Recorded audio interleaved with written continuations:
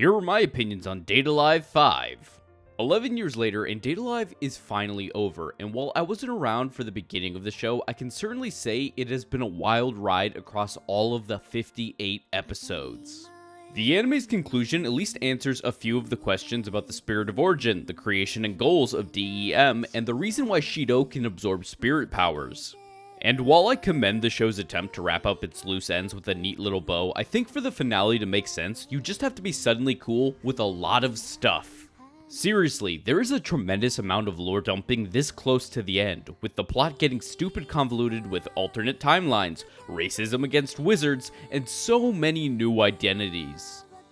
Just to give you a taste, 30 years in the past, Shinji Takamiya met the first spirit, brought her home, introduced her to his sister Mana, names her Mio, and falls in love with her. Kotori's mom then helps Mio prepare for a date, Mio and Shinji have a nice time on said date, and ultimately Shinji receives some bullet fever. This makes Mio sad, so she uses her spirit powers to remake Shin and the world. Furthermore, to protect Shin, who was reborn as Shido, she splits up her powers for him to find later. That power eventually finds its way into some girls, which makes them spirits. Well, except for Toka, who for no reason explained was a portion of Mio's power that gained sentience. The anime doesn't forget its dating sim origins though, as Shido still tries to rizz up the closest thing to God in his universe. To make matters worse, with how much plot they shove into 12 episodes, it essentially strips most of the personality from Shido's harem.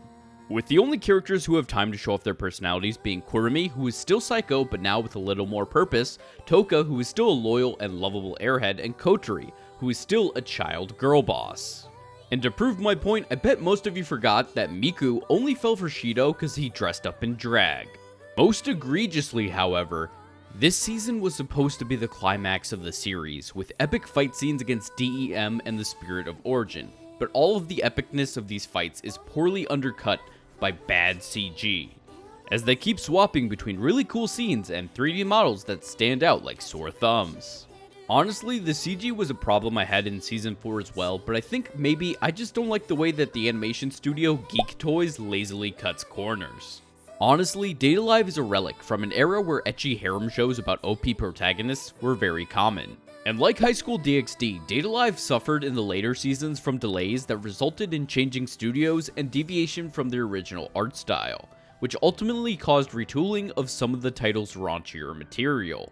Date Alive 5 is a very different and, in my opinion, disappointing beast when compared to the original that aired in 2013, but for longtime fans, at least it's a conclusion to a story they've invested in, which is more than some people get to say about a series.